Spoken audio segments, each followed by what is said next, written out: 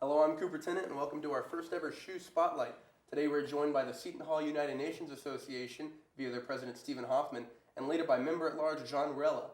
Thank you so much for coming in, Stephen. How you doing? Good. How are you? I'm doing good. I do have some questions for you here. We'll start off with, what is your position within the organization? So right now I'm the president of Shuna, so I oversee all of our day-to-day operations, as well as some big picture things, like conferences and the other programming that we do within the organization. So I do a lot of the work that's up front, that is more visible, but I have a big e-board behind me, and they do most of the legwork for the club. They make most of the things happen that we need to have happen. So. Okay. What is, just a baseline question, what is Model United Nations? So Model UN in this context is really a simulation of really anything. So we've had simulations of international conflicts. We've had simulations of literally the Kardashians. It can be anything, and it's the application of the procedure that we might see in the United Nations itself into that situation. So it's how we can debate, how we can create legislation to solve issues that pertain to any topic. So Model UN is the procedure itself, but it can really be having to do with anything. Okay. And what does the organization do, like, in terms of the difference between a training that you would hold and a conference that you would go to? Sure, yeah. So we do trainings every week. So we help teach our members how to be successful should they go to conference, how to improve their public speaking, how to become better writers. So we do that weekly. All of that is in preparation for conference. So that's where we go to other universities and we compete in different committees against other collegiate teams. So at the end of those conferences, we're given awards on everything. So obviously our goal is to go to as many conferences as we can, and win as many awards as we can, and send as many members as we can. So what we do on a Sunday where we teach everybody, that's in preparation for going to conference and succeeding in conference. Okay. Speaking of conferences, Shuna was recently recognized as the 12th ranked Model United Nations organization in North America. What's it like being able to represent Seton Hall with a title such as that? It's incredible. It's surreal. Honestly, it's surreal. When I was a freshman, we only went to two conferences. We went to one in the fall semester and one in the spring semester. And we were kind of just running in place. We weren't really doing a whole lot. We weren't really growing. And to have led this progression to now be going to 8 conferences this year, and to be receiving the recognition of being ranked as high as 12th in the country. We're in the same conversation as Harvard and Yale and Princeton and Columbia and these top-ranked schools in the country. Really, what it means for us is that we're making a name for Seton Hall. And we're able to travel, and we're able to say, when somebody asks what school we're from, we're able to say Seton Hall. And they're not, oh, where's that? Now it's turning into, oh, Seton Hall, you have a really strong team. Like, you guys are really good. So it's a growth for our university, it's a growth for our organization, and really it's growth for our membership, because that just leads to more opportunities to travel and to experience these really cool experiences that you only get doing this. Okay. What is the history of Shuna here at Seton Hall? Yeah, so we've been on campus for a pretty long time. This is an organization that has definitely been pretty active on campus over the past maybe 10 or so years. Recently is when it's kind of picked up. It's kind of started that upward progression. So I'm a junior, so when I was a sophomore last year, instead of going to only 2 conferences, we went to 5. So that was the first step up. This year, obviously, we're going to 8. So it's continuing that step up. But what it has been historically is it's been an organization that would prepare for those 2 conferences, like one in the fall and one in the spring. And it's always been close-knit. It's always been a really tight group. It's always been a family environment. But now it's just the expansion of it. So historically, we've been trending in this direction, and this is the jumping-off point. Like, this is where we've gotten to up to now. So. Okay. Going back to you saying that while you are the president, you have a whole group of people behind you backing your moves. What are some of the other positions that are available on your e-board? Yeah, so we have an e-board that's composed of 7 people. So it's myself, a vice president, a training coordinator who oversees all of the training activities that we do to prepare for conference, a treasurer, a secretary, a member at large, and a new member representative. And each of those roles are really important to making sure that the club functions as it's supposed to. Member at large and new member representative work really hard at the beginning of the year to pair every new member of the organization with a returning member for a mentor-mentee relationship. And that is something that we pride ourselves on because that's something that grows every year and that's something that everybody really looks forward to. Secretary and treasurer and vice president and myself make up what we refer to as the logistics team, where basically we're always doing the preparation for sending us on the next trip. So whether it's a hotel, whether it's communicating with the leadership of the university rather, or communicating with the dean of the diplomacy school to make sure we're all set for this conference and make sure we're doing everything safely and all. So it's making sure that all those things are in motion and being run properly. And then training coordinator, their job is to make sure the delegates are improving. Their job is to work with delegates individually to give them one-on-one feedback. Their job is to oversee all the activities that we do in order to get to this point, to get to the ranking, to get to the awards at conferences.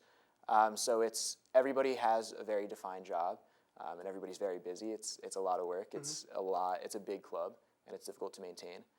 But everybody does it very, very well. So I'm so lucky with the team that I had this year. It's phenomenal. Okay. Just these next couple questions have to do with people who might be interested in joining Shuna.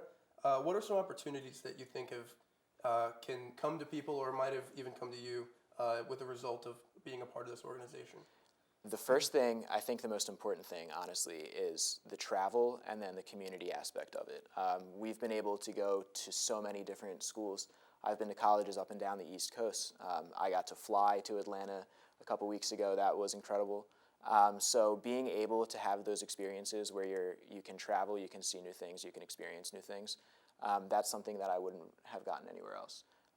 In addition, the friendships in the club are amazing. Like, so many of my closest friends that I have at Seton Hall, I met doing Model U.N. And that's a product of the mentor-mentee system.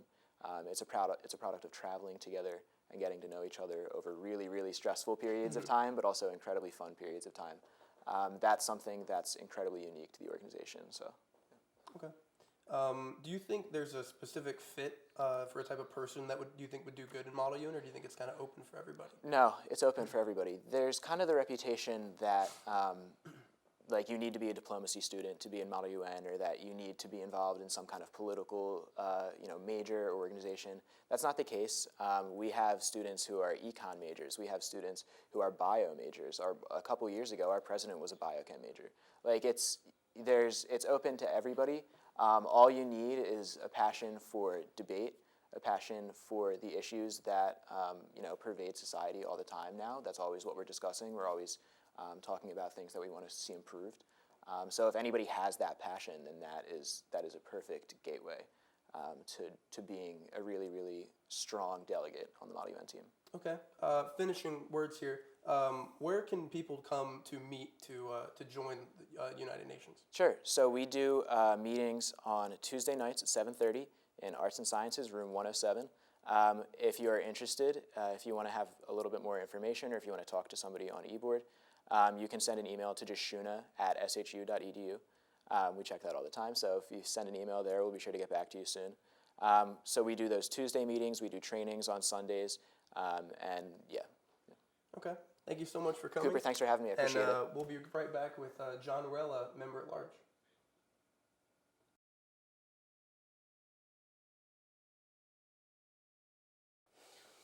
Welcome back. I'm now sitting here with member at large John Ruela. How are you doing today? Doing good, doing good. I'm so glad to hear it. Once again, I have some more questions for you. Just kind of basic. Why did you join, or how did you become a part of Model U.N?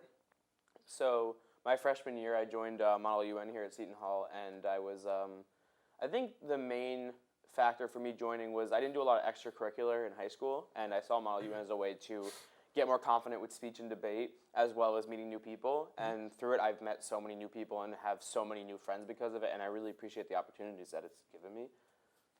Of course. Okay. What is your position, and what are some of your responsibilities that come with it? So I'm the member at large for the e-board of Shuna, and with that, in the fall semester, with our new members and our returning members, I pair mentors and mentees and set up a nice relationship where new members can have a sort of figure to look up to, hopefully, and of course this creates bonds between the years of students, and it's better than just having all the freshmen be friends. It connects the different years of students.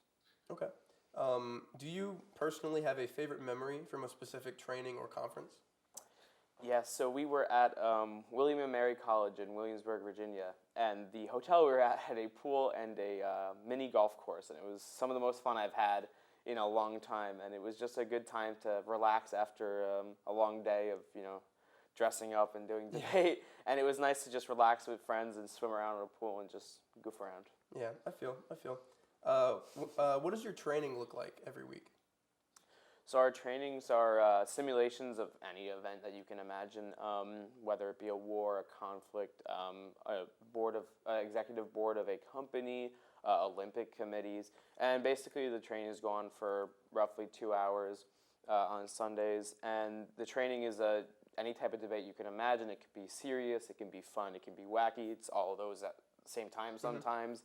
And it's a good environment to learn how to speak publicly because it's given me a lot of confidence in speaking. Okay. Now, you already kind of covered this in the first question with why did you join and how did you become a part, but what's your favorite part of being in the organization? I really think that being in the organization, it has given me a community aspect that I really appreciate, and having such a close-knit friend group that I can come back to and I will always have there. And when I go to the lunchroom, if I don't know who's there, and I'll see people from the club, and it's just a great time to just be able to hang out with these people I know. This next two questions kind of involve what some new members might expect. Why should a student be a part of it? Why should people join Shuna? I think at the end of the day, you can say you want to join for your competitive spirit. You can join for those awards that you can win on conference at different schools, and make a name for yourself for these, so people around the circuit know you. You could join for having friends, and I think really friends overshadows the competitiveness that people join it for, at least here at Seton Hall,